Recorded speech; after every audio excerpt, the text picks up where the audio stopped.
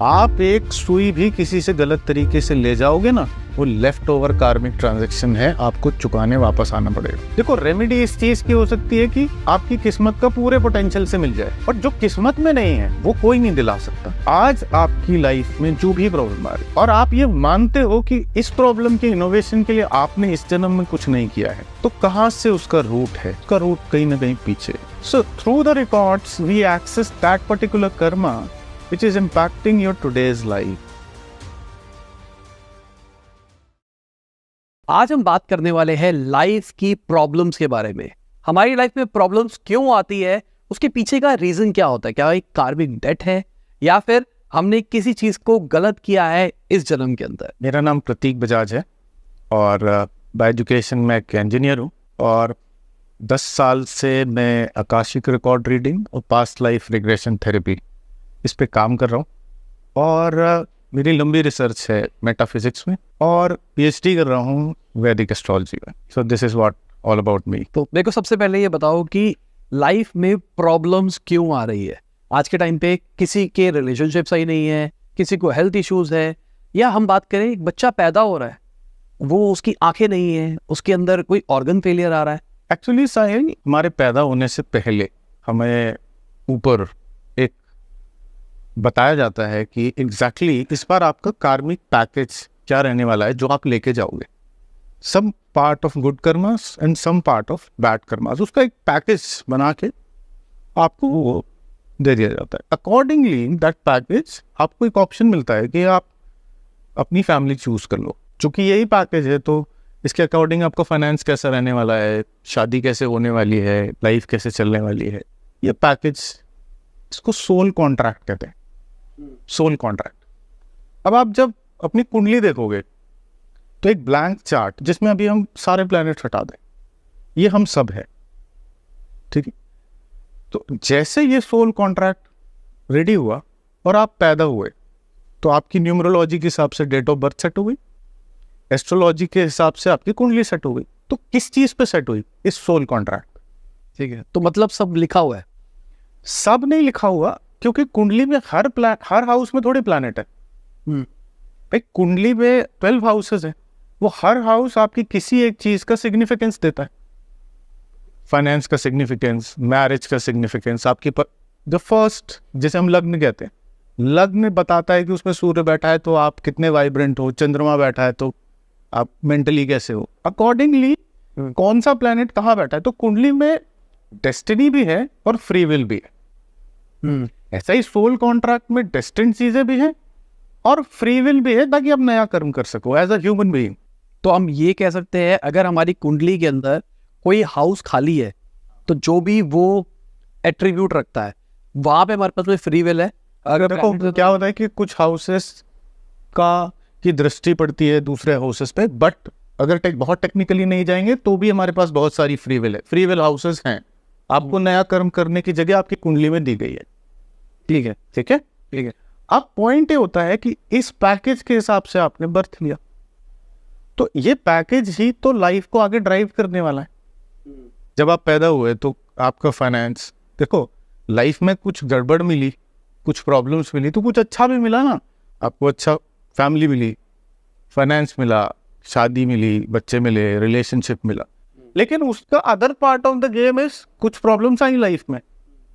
तो good part of the Karma ने आपको अचीवमेंट्स दी, शादी दी, बच्चे दिए, फैमिली दी, करियर दिया, लेकिन बैड पार्ट ऑफ इट उसने आपको हर्डल्स दिए।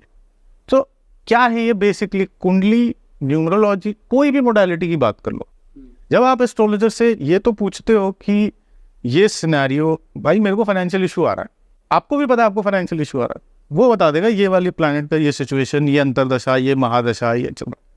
लेकिन उससे पूछो क्यों, तो बोलेगा आपके पिछले कर्म है, आप वही पूरे। तो पिछले कर्म क्या है? वो सोल कॉन्ट्रैक्ट। ठीक है, दैट्स सोल कॉन्ट्रैक्ट जो आपको इस वाले बर्थ में मिला, उसके हिसाब से जिंदगी डिजाइन हो गई आपकी। भाई 2 बच्चे पैदा हुए एक ही टाइम पे, ट्विंस पैदा हुए, क्या दोनों की जिंदगी पूरी एक जैसी होती है? नहीं, दोनों के सोल कॉन्ट्रैक्ट अलग अलग है ना। वो पैदा अलग टाइम एक साथ जरूर हुए हैं, पर मरेंगे तो अलग अलग टाइम पे जाके। सिमिलर नहीं है ना लाइफ किसी की भी। या मेरी डेट ऑफ बर्थ और टाइम पर भी जो लोग सेम पैदा हुए उसी एग्जैक्ट टाइम पे भी, क्या उनकी जिंदगी मेरे जैसी चल रही है? क्योंकि सोल कॉन्ट्रैक्ट अलग अलग है। हो सकता है हमारी प्लानिटरी सिचुएशन अलग एक जैसी हो, पर हम जो फेस करेंगे उसकी इंटेंसिटी तो अलग अलग होगी।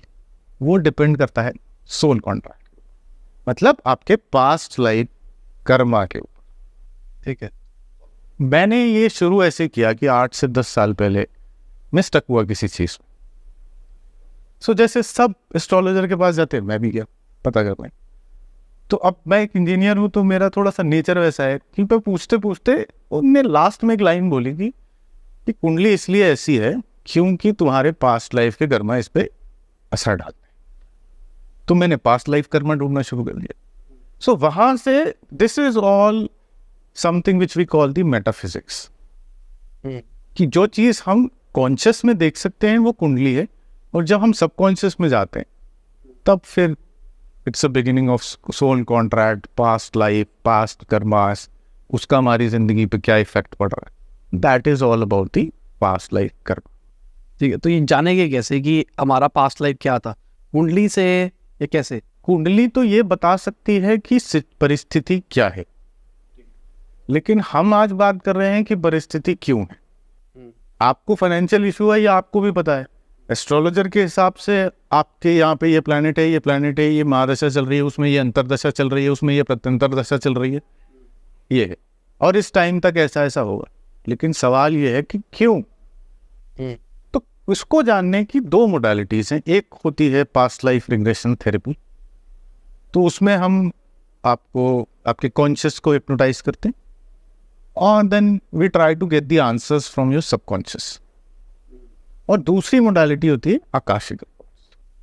ठीक है, सो आकाशिक रिकॉर्ड्स मतलब जैसे आप मेरे पास आए, सपोज बहुत सारे लोग आते हैं अलग अलग टाइप के इश्यूज को लेकर के, कि फाइनेंस ठीक नहीं है, रिलेशनशिप में प्रॉब्लम है, डाइवोर्स के केसेस हो रहे हैं, कुछ इंटेंस प्रॉब्लम्स होती हैं, जैसे बच्चे ब्लाइंड पैदा हो रहे हैं, या फिजिकल डिसेबिलिटी के साथ पैदा हो रहे हैं, या कुछ रेयर डिसीज के साथ पैदा हो। तो अभी तो वो पैदा ही हुआ, कुछ नया कर्म तो अभी शुरू भी नहीं हुआ। तो ऐसा क्या उसके साथ हुआ जो वो ये लेके आया? तो वो लेके आया अपना पास्ट लाइफ का कर्मा। तो ये जानने के लिए फिर जब हम रिकॉर्ड्स एक्सेस करते हैं तो हमें ये पता चलता है कि ये पर्टिकुलर प्रॉब्लम कौन से कर्मा से आ रही है, ये रिकॉर्ड से पता चलता है। तो मैं थोड़ा को एक एक करके खोलते हैं। ठीक है, सबसे पहले पास्ट लाइफ पे चलते हैं। अगर आप मेरे सबकॉन्शियस में जा रहे हो, मतलब मेरी सबकॉन्शियस को पता है मैं पास्ट लाइफ में कुत्ता था, बिल्ली था, क्या था? देखो, मतलब कॉन्शियस के ना अलग अलग डायमेंशंस हैं। मेरा जो मानना है कि कॉन्शियसनेस इज दिमाग, शरीर तो अभी बना है, आत्मा के पास भी मेमोरी है, वो वाइप होके नहीं आई है। देखो, इसमें ना कई चीजें हैं। जैसे अब आपने बोला आत्मा, सोल तो सबकी प्योर है। सोल को हम, इसमें 2 कॉन्सेप्ट्स हैं, आत्मा और जीवात्मा। तो मेटाफिजिक्स के हिसाब से आत्मा का कोई लेना देना नहीं है। आत्मा जैसे इसको बोलते हैं फिजिकल बॉडी, इसके अंदर होती है सटल बॉडी, फिर कॉजल बॉडी, और उसके अंदर सोल होती है। ठीक है, तो फिजिकल बॉडी चेंज होती रहती है, कॉजल बॉडी और सटल बॉडी और आपकी आत्मा, इस पैकेज को बोलते हैं जीवात्मा। ठीक है, ठीक है। तो सोल का कोई खास अच्छा बुरा सही गलत नहीं है, सोल तो सबकी प्योर है। ठीक है, ये जो कॉजल और सटल बॉडी का पैकेज है ये ट्रेवल करता है। इन दोनों को भी थोड़ा बॉडी को भी समझा दो। जैसे क्या होता है कि आप ये समझ के रखो कि एक पैकेज है जो सारी सब कुछ वर्चुअल है। जब आप ट्रेवल कर रहे हो, आपके नई चीज़ें एग्जीक्यूट हो रही हैं, जो लेसन्स आपको लाइफ में लर्न करने के लिए फ्रॉम द यूनिवर्स दिए जा रहे हैं, वो सारा डेटा सटल और कॉजल बॉडी के थ्रू ट्रेवल करता है। वो सारा डेटा वो कम्युनिकेट होता है आपके सबकॉन्शियस के थ्रू। ठीक है। अब कॉन्शियसनेस के अलग अलग डायमेंशंस हैं। ह्यूमन कॉन्शियसनेस का डायमेंशन अलग है और एनिमल कॉन्शियसनेस का डायमेंशन अलग है। तो एनिमल कॉन्शियसनेस का मतलब होता है कि वो प्लान नहीं करता किसी चीज को करने के लिए, उसके रिएक्शंस इंस्टिंक्टिव होते हैं। जो सामने आई परिस्थिति, उसके, अब आप रास्ते पे कुत्ता जा रहा है, आपने उसको छेड़ा या उसको लात मारी, उसने आपको काट लिया, वो वैसे आपको काटने के मूड में नहीं बैठा हुआ था, उसका कोई इंटेंशन नहीं है किसी को हार्म करने, लेकिन जब हम ह्यूमन कॉन्शियसनेस की बात करते हैं तो we have the ability to plan something, plan and execute, so intention comes and then we plan something, so ये ह्यूमन कॉन्शियसनेस हो गई, ठीक है। अब आपने जो पास्ट लाइफ के ऊपर रिग्रेस, तो हम क्या करते हैं PLR के अंदर, हम आपके कॉन्शियस को थ्रू डिफरेंट मेथड्स, कई मेथड्स है उसके, हम आपके कॉन्शियस को हिप्नोटाइज करके स्लीप मोड में ले जाते हैं, ठीक है। अब हम क्वेश्चंस पूछते हैं आपके सबकॉन्शियस से, वो सारा डेटा स्टोर करके रखता है, कहाँ से आपकी जर्नी शुरू हुई, कितने कौन कौन से ईयर में आप आए, क्या एग्जीक्यूट किया, वो एक पूरी पिक्चर आपको सुना सकता है। अब ये डिपेंड करता है, PLR में थोड़ी सी प्रॉब्लम ये होती है, अगर आप ओवर स्ट्रेस्ड आउट हो और मैं अगर कितनी भी कोशिश कर रहा हूँ और आपका कॉन्शियस अलाउ नहीं कर रहा आपको स्लीप स्टेट में जाने में, तब फिर एक प्रॉब्लम क्रिएट होती है। मतलब लोग हिप्नोसिस के बाद में सो ही नहीं पा रहे हैं ऐसा? अब आप एक्सट्रीम स्ट्रेस में आए हो तो आप मेरी बात पे या इंस्ट्रक्शंस पे या थेरेपी पे फोकस नहीं कर पा रहे हो, तो कॉन्शियस डाउन नहीं हो रहा है, तब ये तकलीफ शुरू होती है कि नहीं एक्सेस हो रहा डेटा। लेकिन इसका एक दूसरा वर्जन है, वो है आकाशिक रिकॉर्ड्स। उसके अंदर ये होता है कि आपको सिर्फ क्वेश्चंस पूछने। अब इसके प्री रिक्विजिट्स होते हैं कि that we get into the before the session we get into the meditative state. दिमाग के देखो 2 स्टेट्स हैं, या तो अभी आपके थॉट्स आपके दिमाग को कंट्रोल कर रहे हैं, नेगेटिव पॉजिटिव कुछ ना कुछ आ रहा है, पर मेडिटेशन के थ्रू अगर आप इसको जीरो कर लो, that's a prerequisite of getting into the Akashic record reading.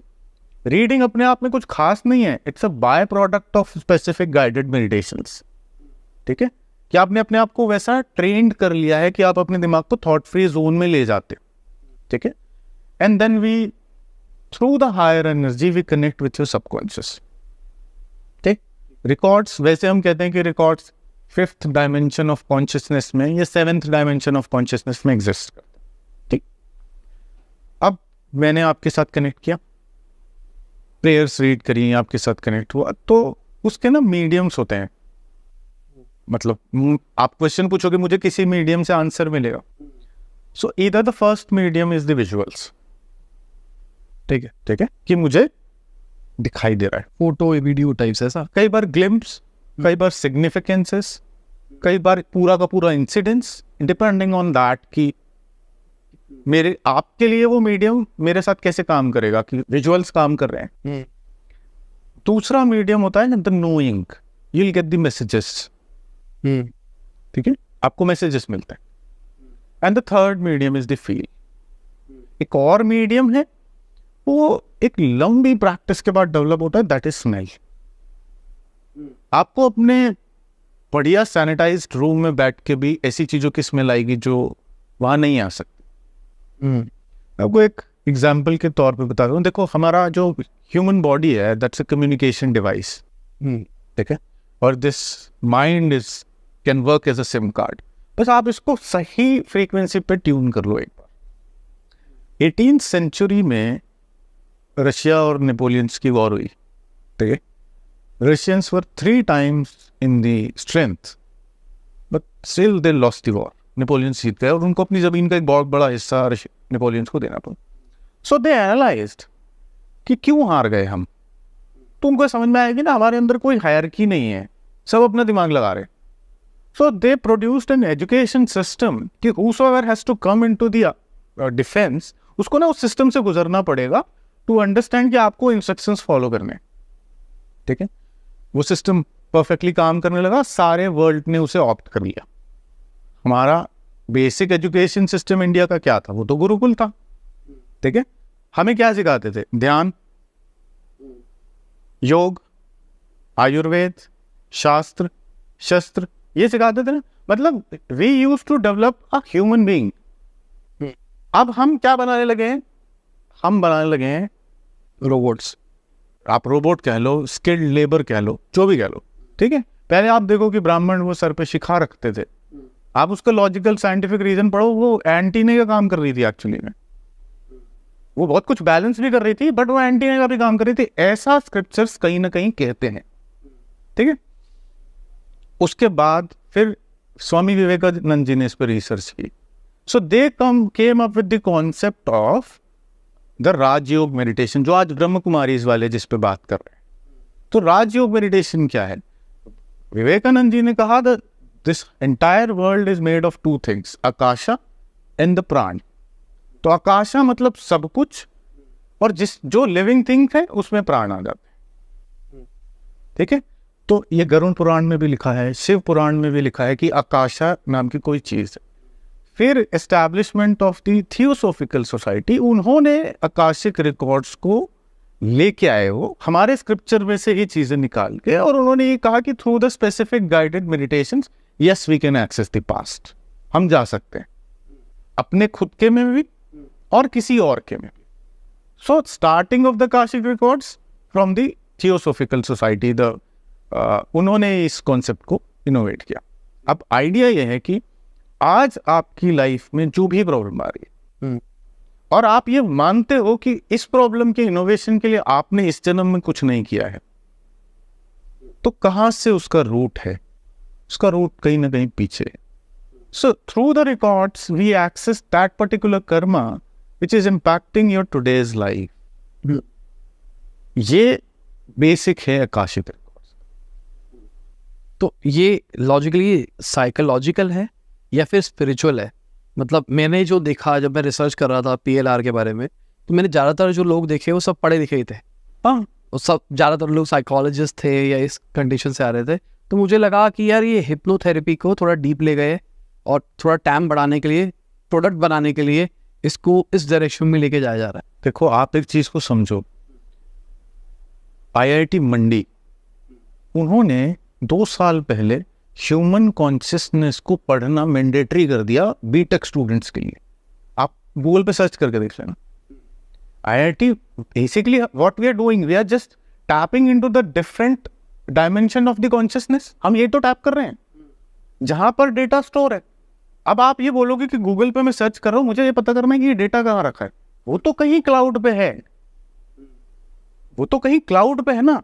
आप टैप तो अपने लैपटॉप या डेस्कटॉप पे बैठ के कर रहे हो या अपने मोबाइल पे बैठ कर रहे हो, और आप कहीं भी बैठ के उसी डायमेंशन के डेटा को एक्सेस कर पा रहे हो।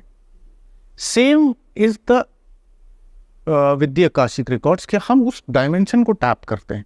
तो बेसिकली जो आप मेमोरीज लेके आ रहे हो, जो भी आपके दिमाग में इमेजेस आ रही है, साउंड आ रहा है, जो भी आ रहा है, वो मेरे दिमाग से निकल के जा रहा है या फिर वो कहीं यूनिवर्स में कहीं पड़ा है, उसको एक्सेस करके मेरे को बता रहे? देखो, बेसिक अगर मैं आपको सच बात बताऊं तो आपका subconscious mind to receive the messages भी तो कहीं से कनेक्टेड है, ठीक है ना? और मैं भी वहीं टैप कर रहा हूं, पर वो डेटा यहीं से निकालता है, ठीक है? वो डेटा यहीं से एक्सेस करता है। देखो, आपने इस चीज को सुना होगा कि पुराने लोग कहते थे ना कि 3 सुबह के सपने सच होते हैं। सुना होगा ना आप, दादी लोग ऐसे कहते थे, सुबह का सपना सच होता है। कॉन्सेप्चुअली बात क्या है? कॉन्सेप्चुअली बात यह है कि 3 to 5 when we are into the deep state, जिसे हम ब्रह्म मुहूर्त भी कहते हैं, राइट? तो उस समय पे आपका ना कॉन्शियस स्लीप स्टेट में होता है, तो आपका सारा कम्युनिकेशन सबकॉन्शियस से चल रहा है। तो जो कुछ डेटा वहां से आ रहा है ना आपके पास, वही आपका सुबह का सपना है। जो डेजावूज हो रहे हैं, आप कुछ पहले से बता दिया, वो बेसिकली मेडिटेटिव स्टेट ही तो है। क्या है meditative state? Conscious sleep mode में चला जाए, कम्युनिकेशन सबकॉन्शियस से होने लगे, यही मेडिटेशन है। यही तो हो रहा है उसमें भी यही हो रहा है। तो सुबह का सपना इसीलिए सच होता है क्योंकि आपका सारा कम्युनिकेशन सबकॉन्शियस के थ्रू हो रहा है। तो हम बेसिकली उस डायमेंशन को टैप करते हैं और वो आपके सबकॉन्शियस से डेटा को एक्सेस करता है। ठीक है, तो मैं एक बार फिर से पिछले जन्म वाली कहानी पे ले जाना चाहूँगा।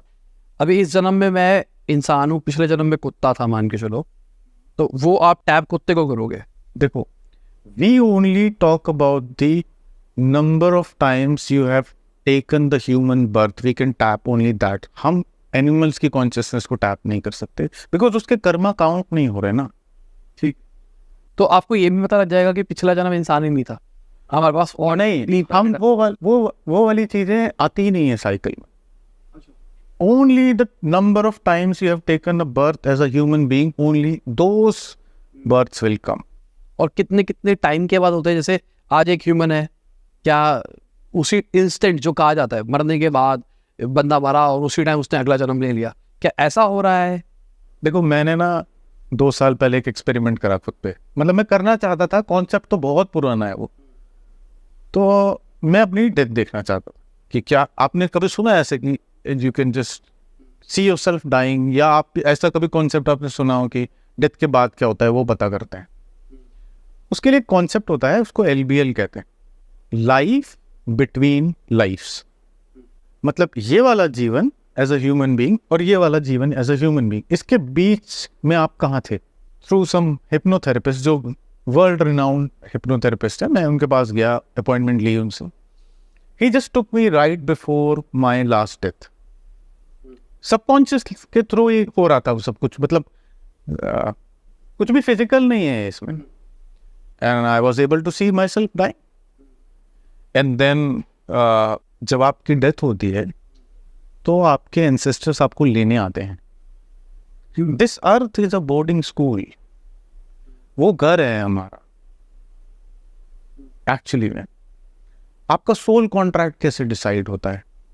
आपको क्या ऑप्शंस ऊपर दिए गए कि देखो ऐसा है कि ये वाला पैकेज अब आपको मिलने वाला है, अब इसके हिसाब से ये 3-4 फैमिलीज में से चूज कर लो कहाँ जाना है, लाइफ ऐसी ही रहने वाली। And then you'll take a birth। पैदा होने के बाद आपको सब पता होता है एक्चुअली में कि आप क्या करने हैं। धीरे धीरे धीरे धीरे आप रिलेशंस, इमोशंस, रिलीजन उसके अंदर जाते पीछा भूलते जाते हो। एक बार इसको इस पूरा एक्सप्लेन करो कि लाइफ बिटवीन लाइफ्स में होता क्या है। आप एंसेस्टर के पास पहुंचते हो, आप as soon as you leave your body, ठीक है, आप एक्सट्रीम पेन में होगे उस समय, और वो आपको दिल come to take you to the right place, घर लेके जाने के लिए आएंगे, ठीक है। अब ये सिंपल वैसे ही है जैसे आपका बोर्डिंग स्कूल में आपका एडमिशन हुआ है, पूरे टाइम दोस्तों के साथ रहते हो, अब सेशन खत्म हो गया, छुट्टियां हो गई, अब घर जाओगे ना, अब पेरेंट्स के साथ उतना अटैचमेंट ही नहीं, क्योंकि वहां रहते ही नहीं ना आप। पेरेंट्स लेने आएंगे आपको, सेम वैसे ही वो लेने आते, ठीक है। उसके बाद आप ऊपर जाओगे, अब जो कुछ यहाँ पर आपको करने के लिए भेजा गया था कि इस बार ये वाले लेसन्स लर्न करने हैं, ये लेफ्ट ओवर कार्मिक ट्रांजैक्शन से जो सेटल डाउन, उसका हिसाब किताब हो जाएगा, कितना पूरा कराए और कितने में 80-80 आई। 80-80 समझते हो ना, मैं इंजीनियरिंग स्टूडेंट हूँ इसलिए बता रहा हूँ कि इसमें बैकलॉग आ गया आपका, ये आपको टास्क दिया गया था, आपने पूरा नहीं करा, या फेल हो गए इतने सब्जेक्ट। कई बार ऐसा भी होता है that just to learn one damn lesson you need to take multiple birth. आप उसी, जिसे हम रिपीटिंग पैटर्न्स कहते हैं ना, कि इनकी लाइफ में रिपीटिंग पैटर्न्स चल रहा है, so until you break that loop और you learn that particular lesson, वो चलता रहेगा।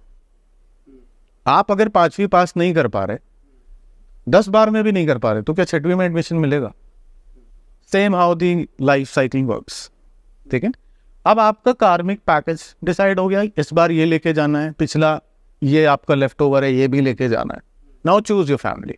और ये जो फैमिली है, ये लॉजिकली हमेशा हमारी फैमिली सेम ही रहने वाली है? नहीं, क्योंकि एंसेस्टर जो आ रहे हैं, वो एंसेस्टर कौन से आ रहे हैं? आप पिछले जन्म में हिंदू थे कि मुस्लिम थे कि ईसाई थे कि पारसी थे कि इंडिया में पैदा हुए थे या अफगानिस्तान में, आपको पता है? नहीं। तो आपको कहाँ भेजा जाएगा? कुछ लोग, देखो आपकी रियल फैमिली और आपकी सोल फैमिली में फ़र्क है। अच्छा भाई, ये चलो ठीक है, आपकी सोल फैमिली में फ़र्क है। हो सकता है अगली बार आपने ये देखा है ना, बहुत सारे लोग डॉक्टर्स, इंजीनियर्स, फाइनेंस वाले दूसरे देश चले जाते हैं जॉब नौकरी करने, पढ़ने के लिए, और पंडित जी कहते हैं इसकी कुंडली में तो विदेश योग है। वो विदेश योग नहीं है, वहाँ के लेफ्ट ओवर कार्मिक ट्रांजेक्शन्स है, वो आप सेटल करने गए हो वहाँ पर। वो जियोग्राफिकल लोकेशन पे आपके लेफ्ट ओवर पुराने हैं, वो आपको जाके पूरे करने हैं, तभी गए हो आप वहाँ पे। इसमें कुछ वो योग क्यों बना? सिर्फ भाई आप ही के साथ वो योग क्यों बना? तो अब आपको जो पैकेज मिला उसके अकॉर्डिंग आप कहीं नहीं पैदा हो सकते। तो जहाँ पे हम पैदा हो रहे हैं, जरूरी नहीं है कि वो लोग, कोई जरूरी नहीं है कि हमारे पास्ट के किसी भी बंदों से रिलेटेड हो भी सकते हैं और नहीं भी हो सकते, ठीक है। अभी लोग आके ये क्वेश्चन पूछते हैं कि क्या ये मेरे कार्मिक रिलेशंस में है, ठीक है।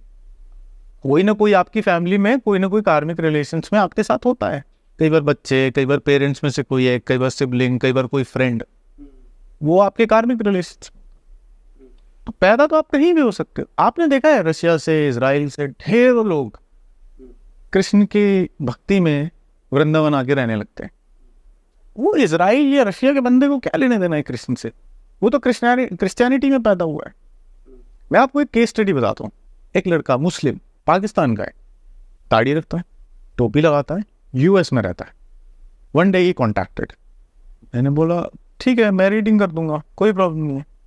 एज द रीडिंग स्टार्टेड ही वॉज लाइक कि मुझे सिर्फ जिंदगी में शिव समझ आते, मुझे और कुछ समझ नहीं आता। आप उसका इंक्लिनेशन शिव की तरफ देखो, उसके पास्ट में जब जाकर के देखा तो वो पुराना शिव भक्त है। अब जब आप यहाँ से गए इस जन्म से, तो अपने कर्म ले गए, अपनी पुरानी मेमोरीज ले गए, अपनी भक्ति ले गए, अपने इमोशंस ले गए। उन्होंने एक टाइम के बाद काम करना शुरू कर दिया। ऐसे ही ये एक अच्छा एग्जाम्पल है। अब कुछ बुरे एग्जाम्पल्स भी होते हैं। एक मुंबई बेस्ड ट्रांसजेंडर आया, क्योंकि जब कोई रीडिंग बुक करता है ना, तो ये प्रैक्टिकली नहीं संभव कि हर किसी से पहले बात करो कि तेरी क्या प्रॉब्लम है, तेरी क्या प्रॉब्लम। तो जब वो सामने आया तो वो अपाहिज था बाय बर्थ और ट्रांसजेंडर, मतलब उसके पैर भी नहीं चलते और हाथ भी नहीं चलते, तो वो घिसट के चलता है जमीन पे। मैंने उसको पहले बोला था कि मैं कोई किसी की ब्लाइंडनेस नहीं ठीक कर सकता, मैं किसी को कोई रेयर डिसीज नहीं ठीक कर सकता, मेरे पास वो ताकत नहीं है। मैं आपका कर्मा रीड कर सकता हूँ, जो आप आज फेस कर रहे हो वो पीछे कहाँ से आ रहा है। कुछ चीजें ऐसी हैं जिनकी माफी मांग करके उसकी इंटेंसिटी को हम डाउन कर सकते हैं, जो अनइंटेंशनली आपने परस्यू कर लिया, ठीक है। अब जब उसके रिकॉर्ड्स एक्सेस किए तो पता चला उसने पिछली लाइफ में एक बच्ची, छोटी बच्ची के साथ फिजिकल अब्यूज किया था, अब पनिशमेंट मिली। तो पनिशमेंट, अब वो टॉयलेट भी जाता है तो हाथ से रगड़ते हुए, और वो यूजुअली पब्लिक टॉयलेट्स यूज करता है क्योंकि सड़क पे रहता है। तो ऐसी चीजों के वे आउट्स फिर भुगतना तो पड़ेगा, आप उसका हल नहीं हो सकता। देखो नॉर्मली क्या इससे फिगर आउट हो सकता है, ये फिगर आउट हो सकता है कि आप किसी तकलीफ में हो, ठीक है, मान लो आपको बुखार हो गया, वायरल है आपके पास, आप डॉक्टर के पास गए, आपने, डॉक्टर ने बोला कि ऐसा है कि ये दवाई है खा लो, 5 दिन लगेंगे या 7 दिन लगेंगे, जो भी उसका टेन्योर है वो लगेगा। क्या डॉक्टर आपको ये बोलता है कि अभी आओ ये खाओ और अभी ठीक हो जाओगे आप? ऐसा कुछ नहीं होता ना। जो टेन्योर है वो तो है, बट दवाई आपको वो 5 दिन काटने के लिए थोड़ा सा आराम दे देती है। रीडिंग में अगर ये पता चल जाए कि क्या आप भोग रहे हो, कुछ चीजें ऐसी होती हैं जो आजकल के नॉर्मल इश्यूज हैं, फाइनेंस से रिलेटेड, रिलेशनशिप से रिलेटेड, या बेसिक डिसीज से रिलेटेड, उनको हम इंटेंसिटी को डाउन कर सकते हैं। To work on that particular karma जो भी आपने पहले किया था, उसके रिगार्ड में कुछ चीजें जो रेमेडीज हमें रिकॉर्ड से ही मिलती, उस पे काम करके हम उसकी इंटेंसिटी को, पेन की इंटेंसिटी को कम कर सकते। ये पॉसिबल है, पर किस्मत नहीं बदल सकते किसी कि आप, मैं कोई ऐसी फाइनेंशियल रेमेडी नहीं देता किसी को कभी कि ये नंबर यहाँ लिख लो, ये चैंट कर लो और अब आपके पास बहुत पैसे आ जाएंगे, क्योंकि वैसे आते नहीं हैं एक्चुअली। अगर ब्लॉकेज है, देखो रेमेडी इस चीज की हो सकती है कि आपको आपकी किस्मत का पूरे पोटेंशियल से मिल जाए, उसकी कोई रेमेडी हो सकती है, बिल्कुल हो सकती है, and I agree on that fact too. और जो किस्मत में नहीं है वो कोई नहीं दिला सकता, बिकॉज अगर आपको पैसे चाहिए, एक्सपेक्टेशन है that you really want to live someone else's life, क्योंकि आप इंस्पायर्ड हो किसी और की जिंदगी से, किसी और के पास आपसे ज्यादा पैसे हैं, आप वो जिंदगी जीना चाहते हो, तो आप अपना सोल कॉन्ट्रैक्ट ना एक्सचेंज कर सकते हो ना उसमें कोई मॉडिफिकेशन, ये नहीं पॉसिबल है। तो क्या कोई पीलार करा के या काशिक करा के मोक्ष प्राप्ति कर सकता है? क्योंकि अगर जो कर्मा है, पेंडिंग जितने भी कर्मा है, वो हम कराए जा रहे हैं और सॉल्व करे जा रहे हैं, कराए जा रहे हैं और कोशिश कर रहे हैं कि इस जन्म में सबको सॉल्व करने की कोशिश करें। क्या आप दूसरी क्लास का एग्जाम दे करके पीएचडी की डिग्री ले सकते हो? नहीं ले सकते ना, वो स्टेप बाय स्टेप प्रोसेस है। भाई आपने दूसरी पास की तो आपने 2 into 2 4 सीखा, अब फिर तीसरी में जाओगे तो आगे पढ़ोगे। तो मोक्ष तो पीएचडी की डिग्री है, स्टार्टिंग आपने प्री नर्सरी से करी है, so it's a long process. और जैसे as soon as you leave the earth, तो वहाँ पे टेम्परेचर काम नहीं करता, वेट काम नहीं करता, और टाइम भी काम नहीं करता। So some time it takes 500 years, 5 साल से 200 साल, 300 साल, 500 साल का टाइम लगेगा अगला बर्थ लेने में। अच्छा, हाँ, मैं खुद लास्ट टाइम 1873 में आया था, उसके बाद दोबारा 100 साल बाद आया। पर जितना आपको कार्मिक पैकेज दिया गया है उतने के हिसाब से ही कहानी चला पाओगे। नेचर ने ऐसा कोई सिस्टम नहीं बनाया कि आपके कार्मिक ट्रांजैक्शन सेटल डाउन हो जाने से पहले आपकी साधना पूरी हो जाए, ऐसा कोई सिस्टम नहीं है। मोक्ष तब मिलता है जब वो सटल बॉडी और कॉजल बॉडी की लेयर्स धीरे धीरे धीरे धीरे धीरे धीरे डाउन होने लगती है, उसकी थिकनेस कम होने लगती है, तब जाके सोल रिलीज होती है।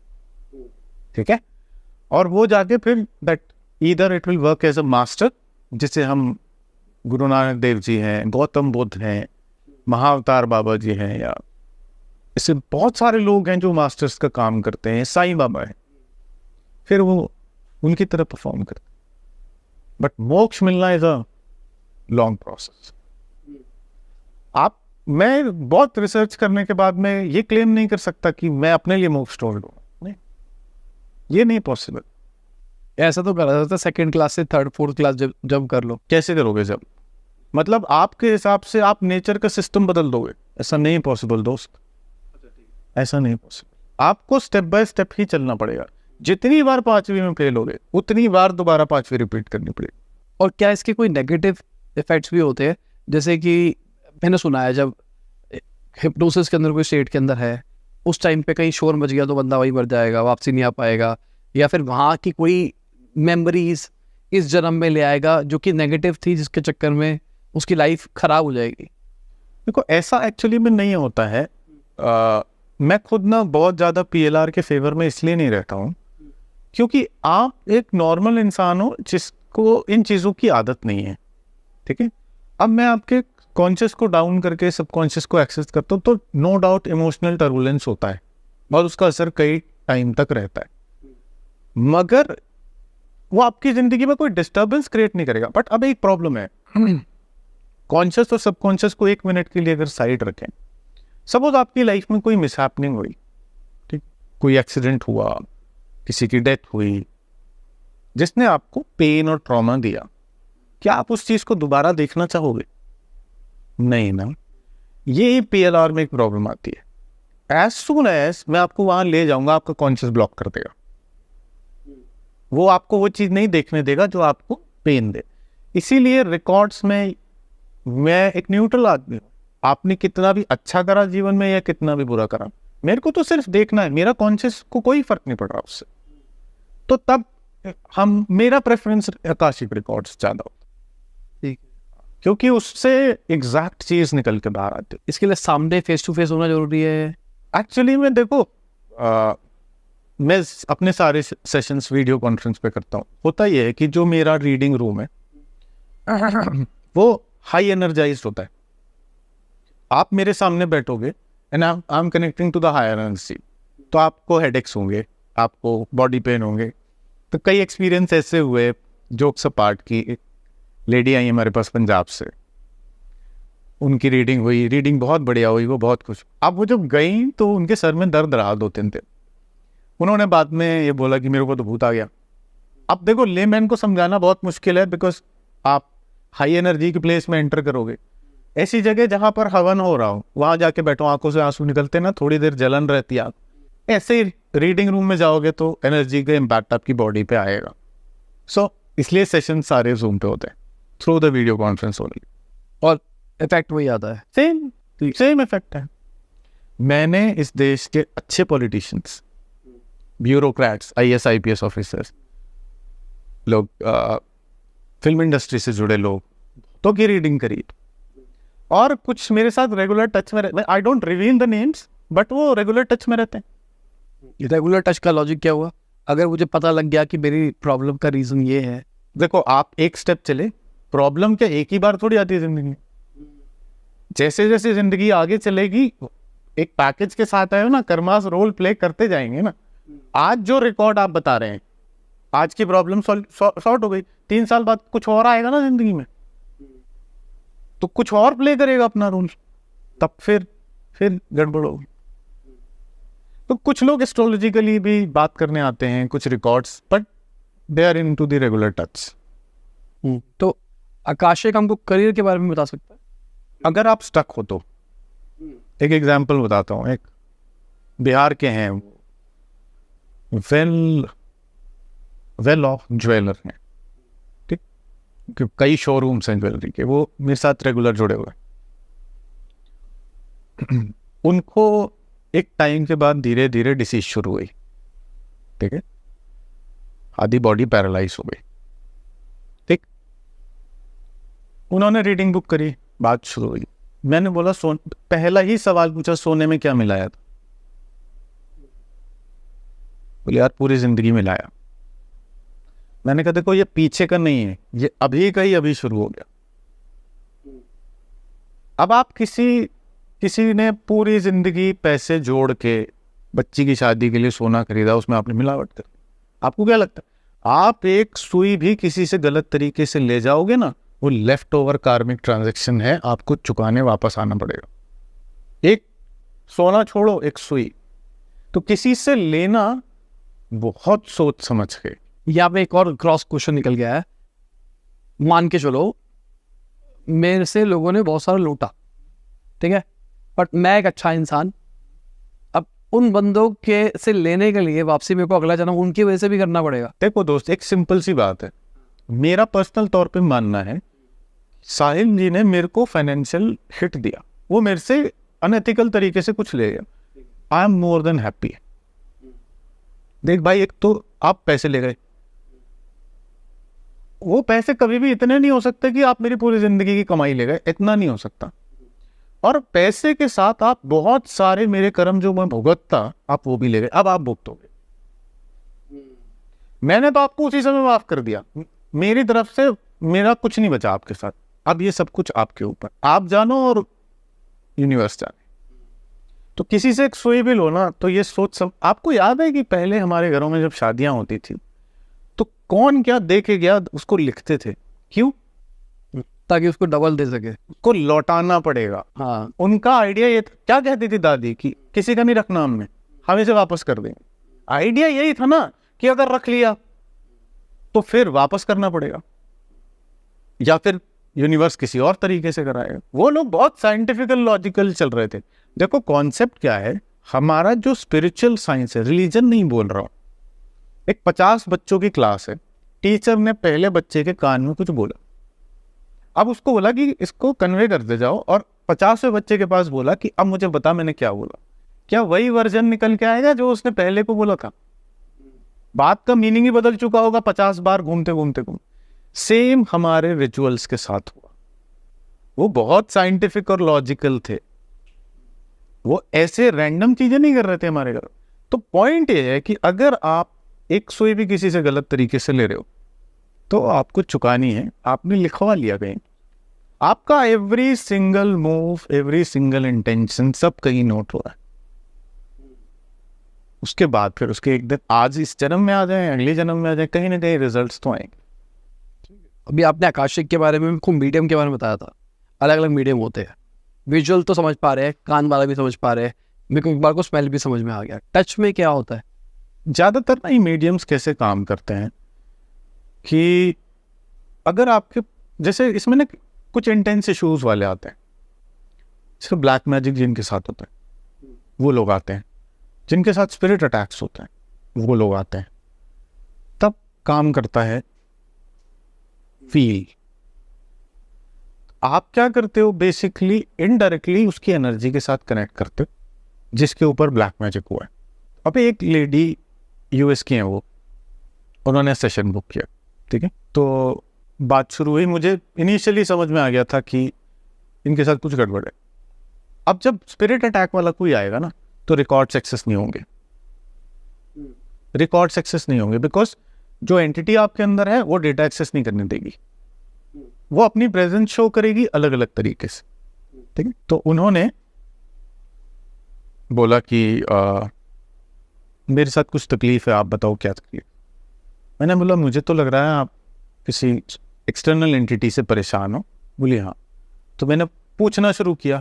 अब जैसे ही मैं बात करूं मेरे पैर के नाखून से लो इंटेंसिटी का करंट शुरू हो और वो यहाँ तक आए, फिर नीचे जाए। अब आपको आदत हो जाती है ना, पता चल जाता है क्या चीज़ क्यों काम कर रही है। वो बार बार मुझे समझ में आ गया था। मैंने पूछा कि कैसे ये जर्नी शुरू हुई। स्पिरिट अटैक के साथ ऐसा होता है साहिल कि कई बार लोग बिना गुरु के ऐसी साधनाएं कर रहे होते हैं, दे कॉलिंग सम एनर्जीज। आपको पता नहीं कि आपने नेगेटिव कॉल करा, पॉजिटिव कॉल करा, आपको फिल्टर लगाना नहीं आता, आप इंटरेक्ट कर रहे हो, क्या हो रहा है, कौन आ गया, आपको कोई आइडिया नहीं, आपने कोई एनर्जी कॉल कर ली। या दूसरा सिनेरियो ये होता है कि कई बार आप जैसे कहीं रहने गए, आपने नया घर खरीदा। अब ये पूरी धरती पे ऑलमोस्ट कई बार चीजें बदल चुकी हैं। आज जहाँ हम रह रहे हैं कल वहाँ शमशान था, या वहाँ पे लड़ाइयाँ हुई, या चीज़ें दबी हुई हैं, या वह कोई कब्रिस्तान था, हमें पता तो है नहीं। वो चेंज होके फिर वो रेसिडेंशियल एरियाज में कन्वर्ट हुए।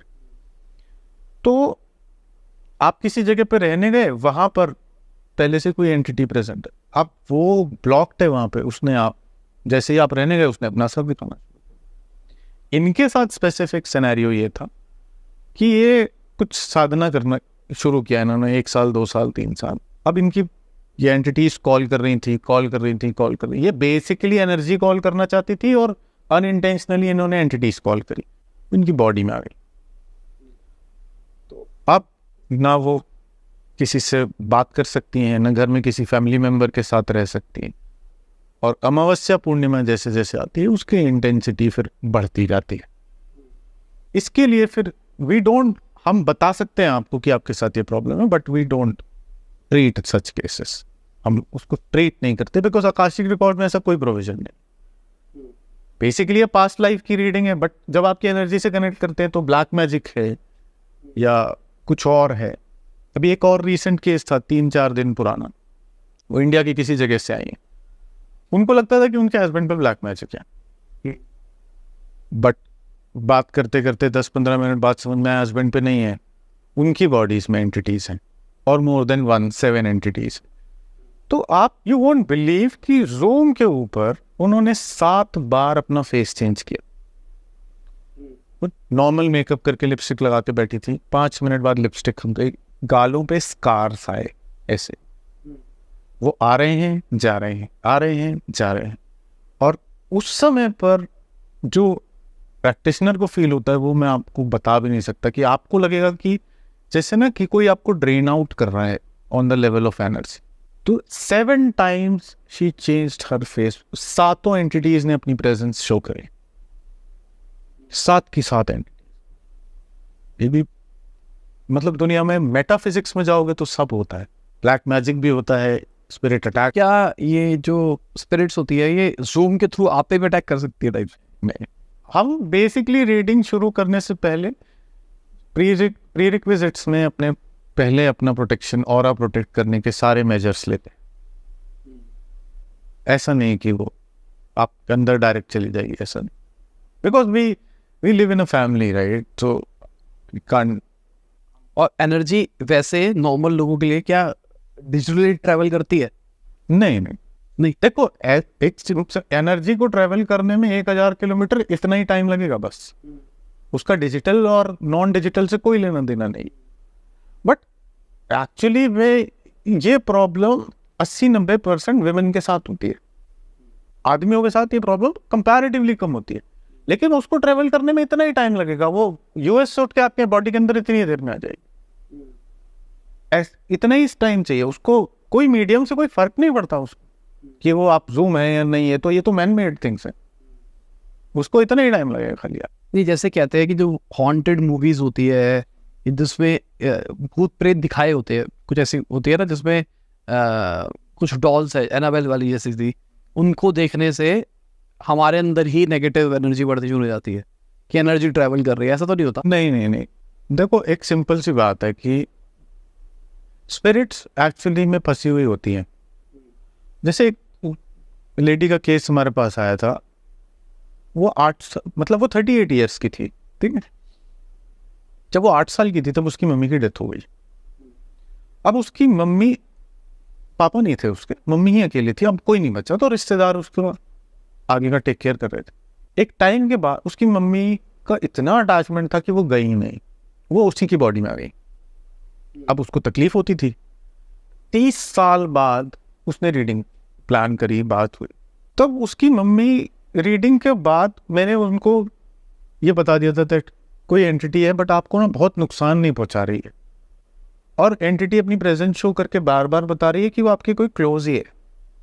तो जो उसको ट्रीट करते हैं मैंने वहां उनको रीडायरेक्ट कर दिया कि आप इनसे बात करो, the people those who treat. उन्होंने बाद में मेरे को डिस्कशन में ये बताया कि वो उनकी मम्मी थी, उनको लगता था कि मेरी बेटी इसके आगे कैसे जिएगी, तो मैं जाऊं क्यों, मैं उसकी देखभाल कर रही हूँ। कई बार इंटेंशन गलत नहीं होता। फिर उन्होंने बताया कि अब आपकी बेटी 8 साल की नहीं है, वो 38 साल की हो गई, अब you just take the release. तो उनके अपने प्रोसेस होते हैं उसको रिलीज करा देने के, तब उन्होंने फिर उसको रिलीज करवाया। इट टेक्स अ टाइम, 3-4 महीने लगते हैं, रेगुलर प्रोसेस होता है उसका रिलीज। और आकाशिक के कुछ साइड इफेक्ट्स तो नहीं होते लोगों के लिए? आकाशिक के इंडिविजुअली कोई साइड इफेक्ट्स नहीं है, बिकॉज देखो ये हमारा परस्यू करना, ना स्पिरिट भगाना हमारा काम है, ना ब्लैक मैजिक को सुधारना हमारा काम। हमारा काम, और ये ना बहुत ही रेयर केसेस है, बहुत मतलब 10-20-50 हज़ार में एक के साथ हो रहा है। ब्लैक मैजिक कराना कोई 500 रुपये में थोड़ी होता है, एक एक्सपेंसिव काम है वो करवाना भी, तो ऐसे सब पे नहीं हो रहा वो। हाँ, एग्जिस्ट करता है दुनिया में वो, एक that's a different scenario, but सबके साथ नहीं है। ज्यादातर लोग अपनी कार्मिक प्रॉब्लम से परेशान है। तो Akashic is all about reading, but चूंकि आप एनर्जी से कनेक्ट करते हो तो फिर ये सारी चीजें निकल के आ जाती, एग्जिस्ट करती हैं। ब्लैक मैजिक भी करता है और स्पिरिट्स भी करती हैं, सब एग्जिस्ट।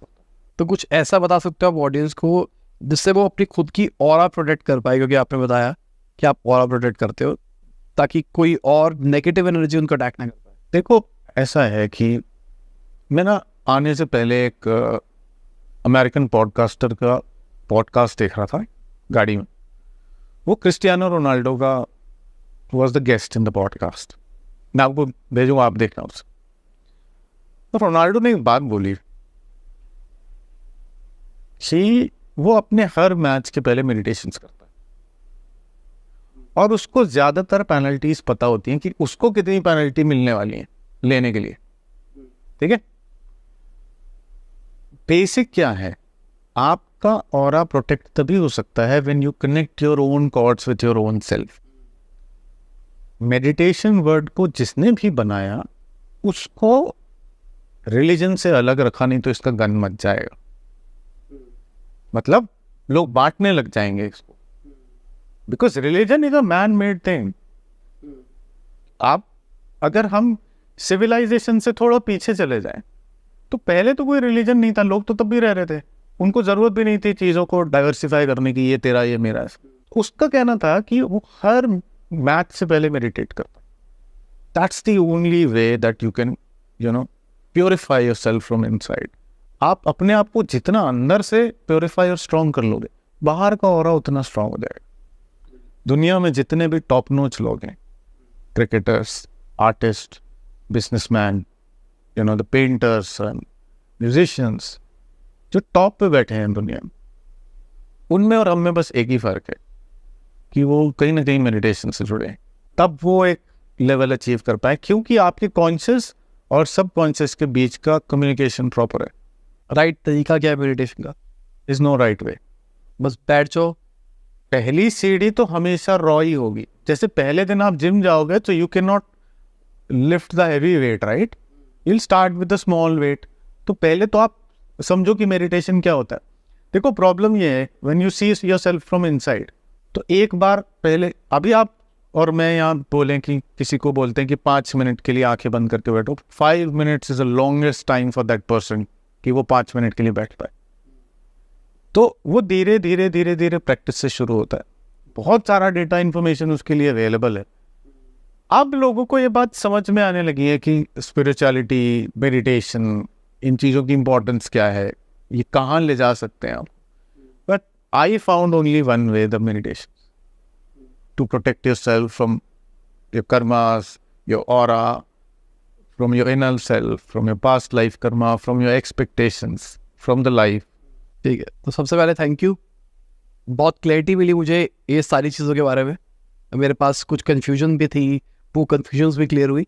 उम्मीद करता हूँ ऑडियंस को भी मज़ा आया होगा, समझ में आया होगा इस कंसेप्ट के बारे में. और आपने बहुत साइंटिफिकली चीज़ों को एक्सप्लेन किया है, एकदम लॉजिकल तरीके से मुझे चीज़ें समझ में आई है. Thank you. Thank you. तो इसी के साथ में आज की वीडियो खत्म होती है. उम्मीद करता हूँ आपको मजा आया होगा. लाइक कर देना, शेयर कर देना, कमेंट बताना वीडियो कैसी लगी. बाय, गुड डे, शुभ, गुड हाफिज, गुड मॉर्निंग, जब भी वीडियो देख रहे हैं. जय हिंद, वंदे मातरम, दुआ में याद रखना.